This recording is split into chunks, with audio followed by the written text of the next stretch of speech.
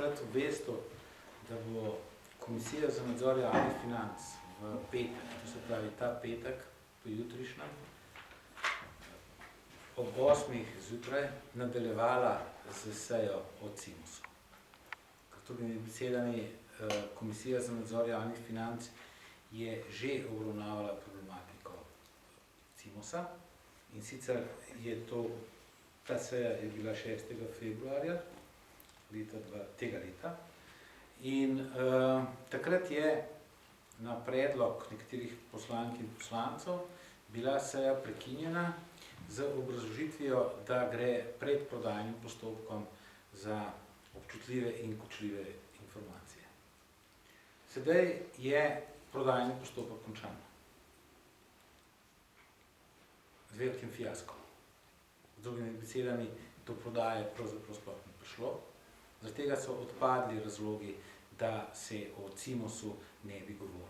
Takrat je bilo seveda 6. februarja rečeno, da zaradi tega, ker ne bi se prodalo, gre za občutljive informacije in tako naprej, zaradi tega seveda ni možno o tem govoriti pred javnostjo in zaradi tega bi bilo treba ali sejo zapreti za javnost ali pa prekiniti.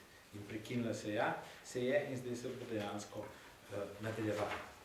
Drugimi besedami, komisija že od vsega začetka obravnava problematiko Cimosa na takšen ali drugačen način, tudi problematiko plačila 7 milijonov, takrat je šlo za 7 milijonov, da ne bi DUTB plačala hrvaškemu skladu za slabe terjatve.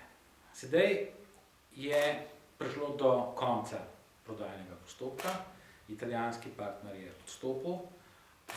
Odstopil je pravzaprav zaradi, kolikor sem pregledal, relativno nepojasnjenih razlogov, predvsem zaradi tega, ker naj bi po neki verziji tudi Slovenija in Hrvaška se ne dogovorila.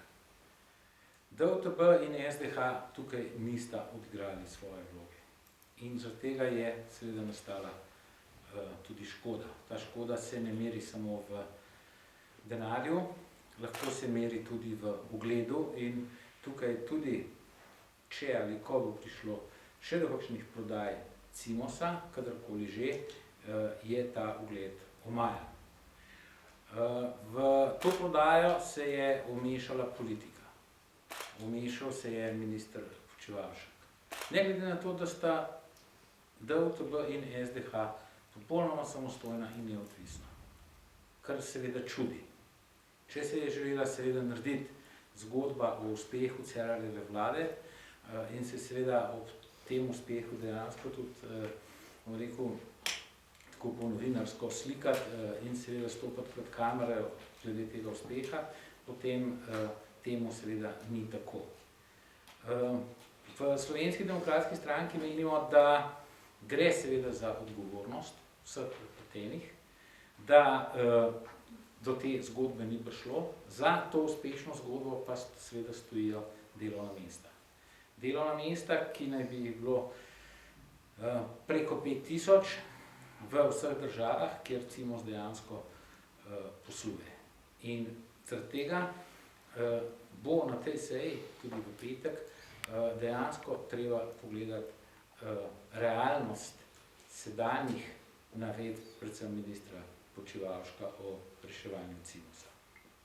Plan B, ki je omenjen, da naj bi DUTB sodeloval kot zasebni vlagatelj, odpira toliko vprašanj, kolikor je verjetno kapljic v morju. Kajti ne razumem, ali pa zelo težko si je predstavljati, kako bo Evropska komisija ocenila, bom rekel, nek ta nov poizkus, to novost in kako bo seveda se opredelila v smislu državnih pomoči oziroma da to ni državna pomoč. DUTB je državno podjetje, 100% lastnik je država, zaradi tega pač posluje dejansko po svojem zakonu, po specifičnem zakonu, posebnem zakonu, če želite. Eden izmed njegovih ciljev je, da se povrne čim več denarja strani bank drugi je prestrukturiranje podjetij. Vse to bi DUTB lahko delal že zdaj. Kot zasebni ali kot državni vlagatelj, ali karkoli že to pomeni. Skratka, odprtih vprašanj v zvezi s tem je zelo veliko. Jaz se dejansko bojim, da gre tukaj za nek, če želite, medijski ali pa PR-ovski manever, kako pozornost spraviti v druge vode. Vsekakor Cimos potrebuje pomoč oziroma najbrž potrebuje prestrukturiranje. Vprašanje je seveda, kaj se je naredilo do zdaj. Vprašanje je, koliko se je dejansko do zdaj prestrukturiral. To vejo gospodje na DUTB-ju in seveda, glede na to, da so bili glavni pogajalec, je seveda ocenjujemo odpoved te prodaje kot neuspeh. Če pogledate tudi medije in medijske izjave ministra Počivalška, on je za hrvaške medije štel podpis pogovora z italijanskim kupcem kot stvar nekaj dni. Kot stvar nekaj dni in seveda v takšnem primeru, bom rekel, je seveda zdaj tudi nenavadno, da tega kupca pač imenuje kot nezamisljivega oziroma kot spornega in tako naprej. Vprašanj v zvezi s Cimosom je izredno veliko. In ta vprašanja se nanašajo ne samo na sedanje poslovanje Cimosa, ampak tudi na pretekle odločitve, tudi lastnikov, predvsem v tej povezavi, kaj se je dejansko dogajalo in v zvezi z odtokom denarja iz Cimosa. Cimos je dejansko imel približno pol-milijardne prihodke, toliko je imel tudi dolgov, potem so padli prihodki in ti dolgovi so dejansko ostali. Zdaj, Komisija za nadzor javnih financ bo nadaljevala s tem v petek. Jaz mislim, da bo razprava zelo konstruktivna, predvsem zaradi tega, ker so tudi vsi vladni predstavniki rekli že na seji 6.2., ki je bila prekinjena, da je treba tudi z odgovornostjo priti do dna. In da noben od njih nima težav, da se ne bi poiskala odgovornost tudi za težave Cimosa